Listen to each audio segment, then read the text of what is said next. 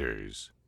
And good morning. It is 23 minutes after 8 o'clock, and joining us in studio this morning from the Roswell Refuge, Kay Galindo back with us. Good morning, Kay. Good morning, Mike. Good to see you again. Good seeing you again. It's been a few months since we've had a chance. Yes. Yeah, and good news is you guys are going and blowing and doing your thing and helping people as much as you can right now. We're hanging in there. It's been tough, of course, just like for everyone else, with COVID. I mean, hopefully, this, I don't know that passing is going to be the word, but it will lighten up some. But dealing with it, at least absolutely coping with it. Yeah. Right. Absolutely. Just out of curiosity, for folks that aren't familiar, the Roswell Refuge is, I would say, the organization here for us in Roswell, really Chaves County, as a support for victims of domestic violence. Yes. And it's all facets, from just someone to talk to if you're ready to break out of that situation and start over. The refuge is there to help you do all that. And don't forget, too, they have the offender side. So for folks that have committed domestic violence things and are trying to better themselves and get out of those situations, because we've said this, you and I have said this 100 times, it's a cycle. A lot of times abusers were abused themselves as kids and things. Those are facts. So you guys have a great program to try to break those cycles and end that from that perspective. So, yes. And then couple all of that with they partnered with the SANE program, and this is this program is designed to help victims of sexual assault. Yes. If there's a rape or a sexual assault situation, first things first, they help the victim medically. Yes. And then obviously socially or mentally, all that stuff.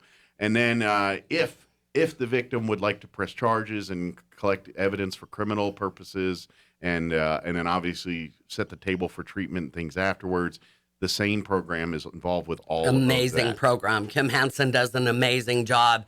I always reiterate to her every chance I get that, the good Lord puts you in the right path, because I myself personally could never, ever do her job. They do the greatest thing in the world helping people, but not one single client or customer or whatever you want to call the individuals that come to them are coming from a good place. You know what I mean? And that's where it's rough. It's every single person is coming from a place of badness. Yeah, being victimized. And so when you're trying to help people and stuff, you always you want to be happy and everything. So obviously you're dealing with it's kind of like CASA. That same thing when they're the voice for these kids and things. Absolutely. They're trying to help good people in bad situations. Well, in that area of Kim's expertise, it's very, very difficult for her. She's an amazing person, just in herself, but she does an amazing job. Her priority is to certainly keep them as comfortable as possible. But, whether it be a 6-month-old baby or a 56-year-old woman, her concern is to make sure that they are taken care of. Priority one is that. Yeah. That's just priority. Nothing else takes precedent absolutely over making sure that patient is safe and secure. Absolutely. And she does an amazing job. I just can't say how. Well, and this is the part that gets me, is because the staff, the paid and volunteers, everybody that's in part, and this is in the refuge, in the same program, because they're doing great things every day, but if you're going into a place where you're dealing with negativity every day, that's got to mess with your own head absolutely. A little bit. And so for them to come in and be that beacon of light in a dark area all the time, 24/7, that's really hard to ask of somebody, and they do amazing work doing that. You can almost just see it on her face when, she'll come in the office. She has court and she's got to pick up papers or whatnot at the office. You can almost just see that, sure, her night's sleep wasn't well. Well, if you're seeing bad all day, and I don't care what it is, I don't care where it is, it's going to make your brain. It wears on you. Yeah, kind of think, well, this is what, you know what I mean? It's like, this is the world I live in now, you know what exactly. I mean? And you get a little jaded because you're only seeing things from that perspective. So Her only saving grace is that, there are times that, those victims, the perpetrator does get convicted. Sure. So, she you works. get those moments. Absolutely. Sure. But here's the thing is you're dealing with people that have hit their bottoms or are really in a rough spot, and you have to be happy or be positive no matter what. And that's where it's so great for these folks, because if you're in a negative world all the time, it's easy to fall into that mindset, into that. Absolutely. And so the mental health of your staff and volunteers is so vital, because if they can't take care of themselves, which they've got to because of the nature of the work, absolutely, they can't help others, and they end up slipping into the very same things that they and that probably dark side as well, that they're helping people come out of. And it's hard. It's hard not to do that, even in it's like law enforcement or anything else. Anything else. You get too close to the situation sometimes, and it does become very strenuous mentally, when, it's just like, when they come to the window and they need a restraining order, and you obviously can see that they've been abused through the ringer. Yeah. And some are very bad. Sure. You can't help but take that home with you, and it weighs on you. And of course, what legally you can and can't do in certain scenarios and things, sometimes your hands are tied, even though what you want to do is the right thing, but legally you're but it's and just that's the beast of what we're talking about. Absolutely. Here. But that's why it's so great that the individuals there that are doing this stuff, we talk about, in the world and heroes and everyday heroes and all this stuff. Those individuals that spend day in and day out with at the refuge and the same program and organizations like it throughout the world. They are heroes. These Absolutely. are people that are doing things that are changing lives, and putting their own selves at peril to do it. They really are. And it's kind of an unfortunate thing. October is Domestic Violence Awareness Month. Unfortunately, we're at a bad point where we're not able to really do our vigil. We're kind of stuck at doing on your outreach. Right. Yeah. So, we're trying to get out there and get as much put out as we can.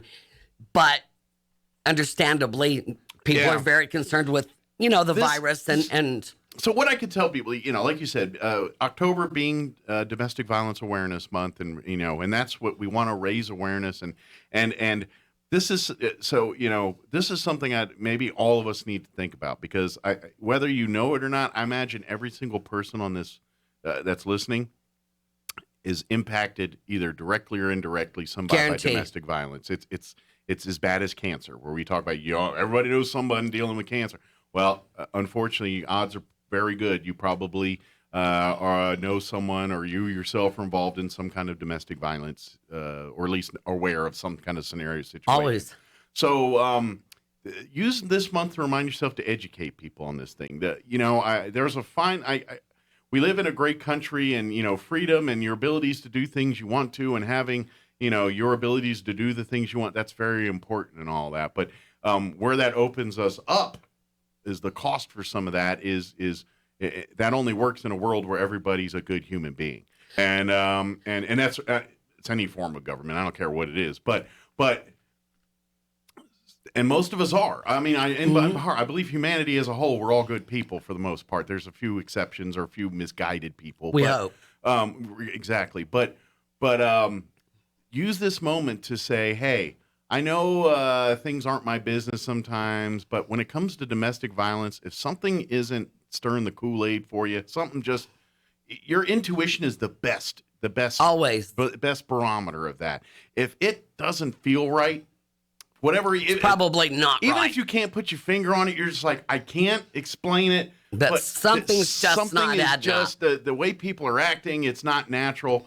Don't just pawn that off. Use that as the red flag. Let's, even if it's a minute red flag, look into it and don't just move about your day and think nothing of it. And, society just has the mentality that, well, why didn't that person just leave? Mm-hmm.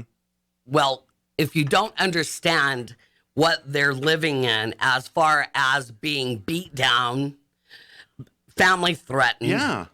They'll threaten the animal. I'll kill your dog. It's not. It's just not that easy. Sure. The recidivism is 7 times before they actually make the big move. It's kind of this is a comparison. It's not the best of comparisons, but it is it's like telling an alcoholic, well, just stop drinking. Doesn't work that way. Yeah, it's not a disease like that per se, but what I mean is it's a mental disease. And what the human body, the brain, I think it craves routine pattern. You know what I mean? Even if it's not a good pattern, it's still a pattern. At least you can understand and wrap your head around it. So even if that pattern of life for them is not the most ideal for anybody, it's still their pattern of life. And anytime you're changing basically, and let's face it, not every scenario is like this, but when there's a domestic violence scenario, most of the time to end it in a good way, that person has to almost disengage their entire life from that situation. Absolutely. And that's why to do that. That's why we stress so highly that our shelter is there 24/7. Mm-hmm. There's someone that will pick that phone up. We will make the provisions Sure. that are necessary to get them there safely. And an MO or a common symptom in a domestic violence situation is the power side, the part where the victim feels not only that the other person has control, but if that person's not in their life, they can't function themselves. They can't Correct. raise their own money. They can't live on their own. They can't raise the kids. They can't do all these things. And you need my money. You need this, or you're not. And all of that weighs in. And again, it's a tool of the abuser to keep control, to keep power. And whether it's consciously or subconsciously, that's what's going on there. And so the victim believes that and buys into that. Well, when you've lived it, Yeah. for all And this that's what time, they know. That's what they know. and never been allowed to actually stand on your own 2 feet, Mm-hmm. because generally, they're very controlled. Mm-hmm. They're distanced from family and friends, Mm-hmm. so they don't have that resource to say, I'm leaving. Absolutely. Yeah. So then they just continually be victimized. And that's the cycle we're talking about. That's the cycle. And once again, always, I'm a mother. I can speak from experience. Mm-hmm. I'll take the kids. Sure. A mother's going to go through whatever she has to protect her children. And I don't remember everything, but if I remember, like, you and I talked in the past, and you yourself were a victim. Yes, and I'm a survivor of domestic violence. And so it makes sense now where you're at today, and you've walked in those shoes. Absolutely. You've been there and done that, and if nothing else, that's the kind of stuff that probably makes the biggest help. Yes, you've got programs and all that great stuff, but there's something very powerful about a person that's walked in the same shoes as someone else. You understand it much better. Exactly. And a person that is a victim or an abuser or whatever, the person you're trying to reach, if they know that you've been there and walked those same shoes, it's because every certain person, if you're an alcoholic, if you're an abuser, whatever it is, they're like, you don't know me, you don't know what got me here. But when someone says, "Oh yeah, I did that 10 times worse," oh, and I've shared my story many times with clients that come in, and I've said, "I've been in your shoes, mm-hmm. and you there are resources, absolutely, and just to be able to talk to that person and say, I've had that black eye, mm-hmm. My ex-husband, his famous was to put a pillow over my head and smother me. Oh wow, so." That's just what he did. That's crazy. And for most of us, we can't. Why would you do that other than to kill somebody? Certainly. But in the abuser's head, no. It's, to be honest, probably had no intention of killing you. Absolutely. And they're saying, no, I'm going to bring them to the point of it and say, your life is in my hands. Well, and bring you back. And that's, when I'm thinking something like that's going on in right. their head, When you can't breathe, you're going to do whatever it takes to not. Yeah. To be able to breathe. So and obviously you've never come across that or it's hard to wrap your head around that situation. Right. But if that's your lifestyle, if that's a day in, day out, or something very similar to that, this is what we're talking about. And I don't care who you are or where you've been. If you're doing the same thing over and over again, you your normal gets jaded. Your own brain rationalizes things differently. Oh, this is not so bad. I can, you know what I mean? Well, if I hadn't made him mad, Yeah, you start trying to rationalize because your abuser always comes back with, oh, sure. How come it took you so long at the grocery store? What were you doing? Sure. I wouldn't have been mad if you'd have been back. It's always, Yeah. they're going to find a way to justify their abuse. Absolutely. And I would guess, even, from the abuser's perspective, when you're thinking, and I know a lot of us who can't wrap your head around it's probably thinking, well, geez, that's just a bad person. They're, they are evil. And I'm not saying those people don't exist. They do. They absolutely do, and they're out there. But let me go back to this cycle thing we're talking about. If you were a kid and your parents and whomever beat the snot out of you every time you did this, and did abusive things, whether it's, I'm not even talking about the over-the-top sexual and stuff we can, that's bad. I'm talking just the constant berating, the constant, what are you doing, stupid? What are you doing? You're no good. Saying those kind of things over and over. If that's their lifestyle, they're going to treat people the exact same way when they are older. And that's probably why they're in that power. Look, I was beat down my whole life. Now I'm a man, I'm an adult, and I'll be dang if someone's going to do that to me now. I'm going to be, and so that by default, their personality turns into one of being the victim to I'm going to be the oppressor, so I'm not the victim again. Right. And so I've seen that it is a cycle. Mm-hmm. And the HEAL program that Lauren teaches and the domestic violence classes it's very enlightening. So, when she does see that light come on, then they actually realize, my dad did it, my brothers did it, well, okay, you can break the cycle. Someone has to break the cycle, because if the cycle isn't broken, it's just going to continue. Absolutely. And this is my opinion. This is just me. I'm not throwing it. This is just what I think when we talk about domestic violence and breaking the cycle here. And I think the one thing that we as humanity will have to do before we even have a real shot of breaking that cycle for good. And this is just mental health. I think we're light years behind in mental health research and things compared to other parts of medicine. But because of, and it's going to take all of us, because I think that the trick to breaking the cycle is to be more into the therapy and things for the offender side. Well, that goes back to our awareness. I think, but we as a people almost need to forgive a little bit, because it's and this is society, and I'm not saying this is a bad thing or a good thing. I'm just, you hear, oh, that guy's a wife beater. That person's we're ready. We don't care. We're instantly like, you know what? String them up, throw them in. And I hear you. My own mindset. I'm like, yeah, absolutely. That's just common nature.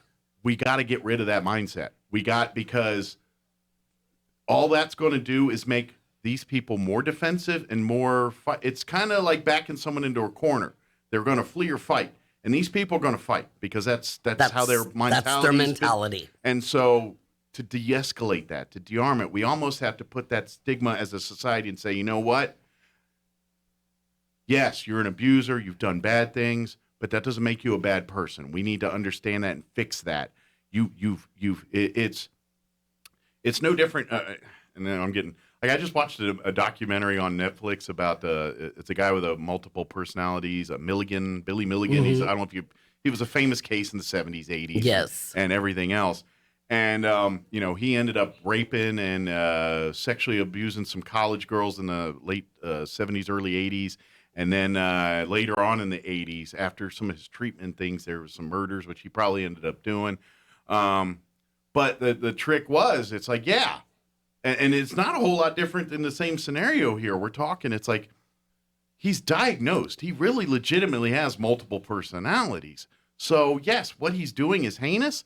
But if the main personality doesn't realize that's even going on, is it fair to punish that person? If you know what I'm saying? It's so to the easy outside person, string them up. Right. you know, and I commiserate and feel that too, because I'm the same way. But in reality, if he's legit, and of course, you know, we're so behind, you can't tell if he's fake and real because we don't have the medicine there we're just learning and understanding this. And we're still, I mean, this was 80s and 70s. I imagine we're not that much farther along in this research on this type of stuff. But it's no different there. The only way we're going to figure out how to deal with that is we're going to have to let our own hangups come down on some of this stuff, not automatically label something as evil without saying, well, it's evil till we don't understand it. Let's understand. It's no different than you look at history and you look back and say, oh, there was witches and this, and it's because they didn't understand science and understand why it was doing what it must be witches. We don't want to go down that same road. Oh, they're just evil. Right. And chalk it up as evil. No, there's something in their life that's triggering these, and we need to find out what that is. And the only way to do that is for us to let our own hate and our own biased opinions on something, put that aside and just search for the truth. And that's another issue with DV that we have found is that generally drugs and or alcohol are generally always involved. And that in itself is an issue. Sure. You know, but then again, I would also argue those are symptoms still. Like they've got problems and they're using the alcohol and drugs. That's a Band-Aid. Yeah. I can honestly tell you that, you know, you have issues already. Right. Don't add to it. I think with drugs and alcohol is your form of self-medication. Oh, of course it's a Band-Aid. I'm pretty sure no one's ever got a good diagnosis or good treatment doing that. I mean, you know what I mean? But that's in our brain, that's how we rationalize. And you know, with Lauren's classes, you know, you can voluntarily go and take these classes. You don't have to be court ordered. If you feel like you have an issue that maybe you haven't done it yet, but you felt the urge, please come down, sign up for the classes. Sure. They're free of charge. Yeah, the offender class is a valuable program. Yes, and it's just so enlightening. Well, and like you said, I mean, obviously there's court-ordered folks there, but if you feel yourself, maybe you're in that situation, maybe you were abused as a kid, and then now yourself are having issues, and you're kind of, I want to, you know, I mean, don't get it to that point. Yeah, reach out now because it's there, it's available. Sure.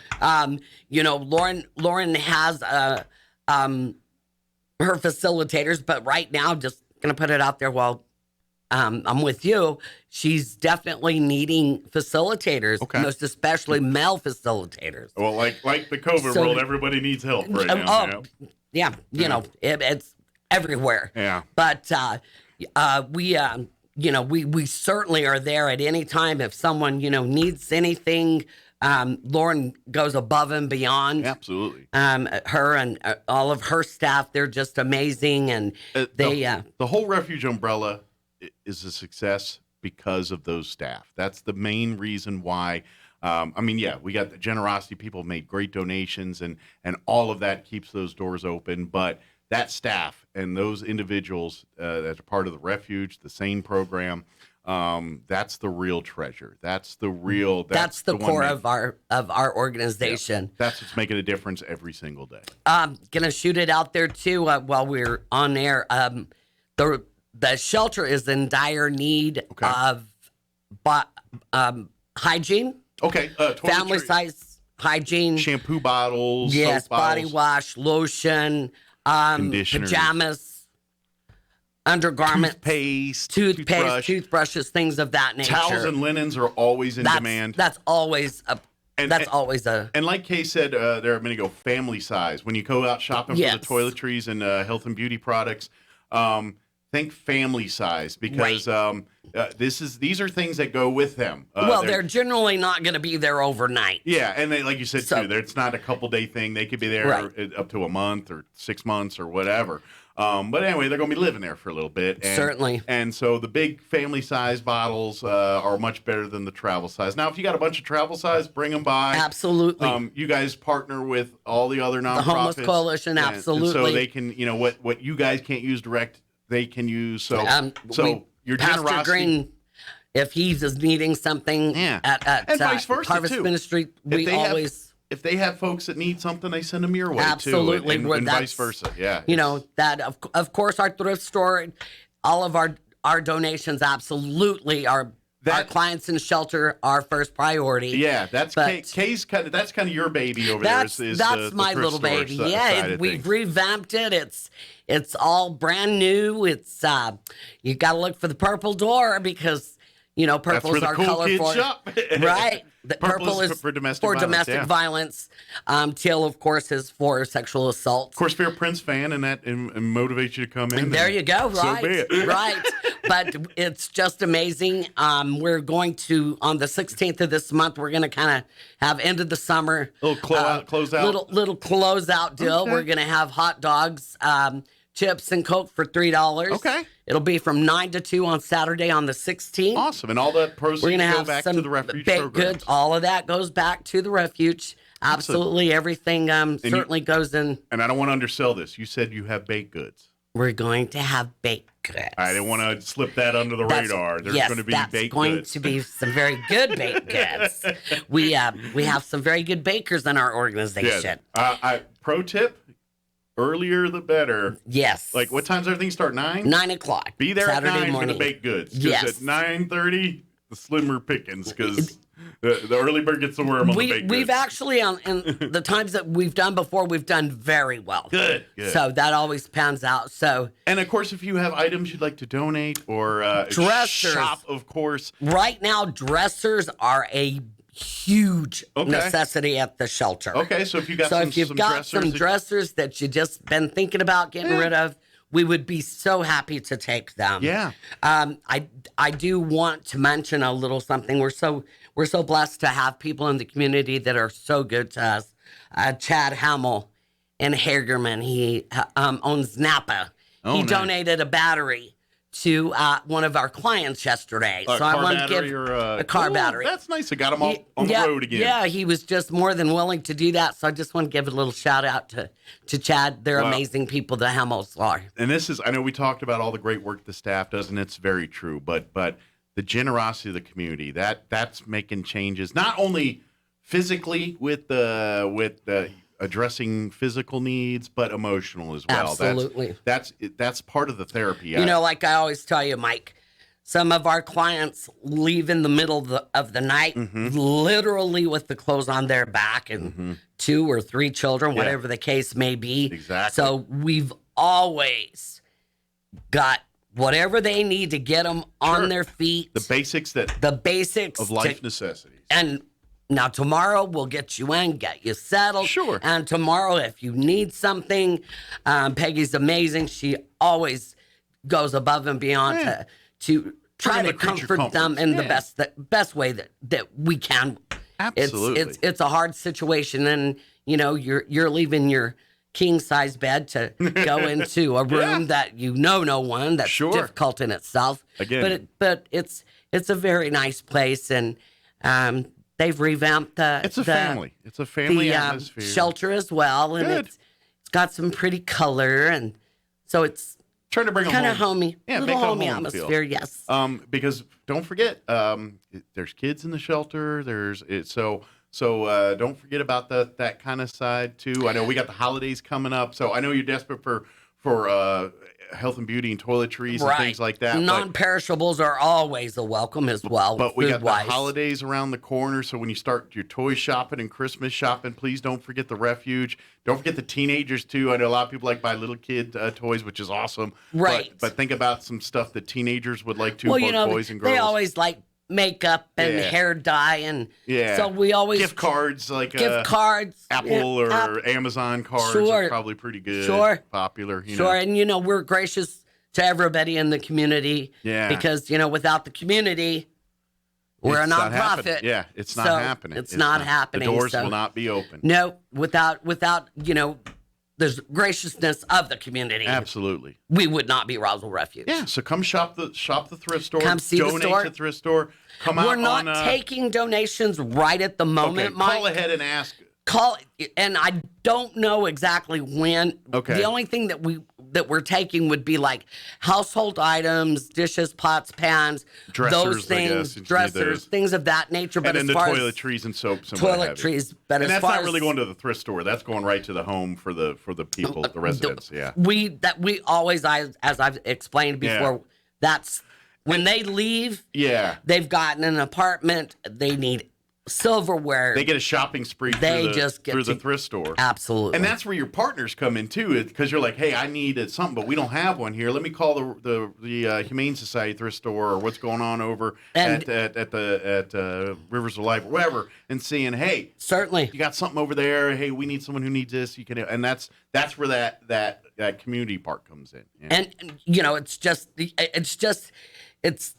the community just comes together when, you know, when it comes to the homeless and victims. You know, we come together, like I said, Rivers of Life, Yeah. Harvest Ministries. Somebody needs something, we always try to pull together. Absolutely, it's a well close knit group, and with all the same end game of just trying to help people in our community. And we also, our thrift store, we have a new page on Facebook. Okay. That is our VIP page. Oh, so if you want like exclusive deals, swag, check that out. Absolutely. All And right. here probably within the next 30 days, we're also going to have a selling sites as well. Okay, cool. So It's a little online shopping. online too. shopping as well. So help the refuge in the comfort of your underpants at home. Absolutely. And your pajamas and your cup of coffee. Awesome. Before we go, give out the two main numbers we need. First, let's give the hotline. This is the number.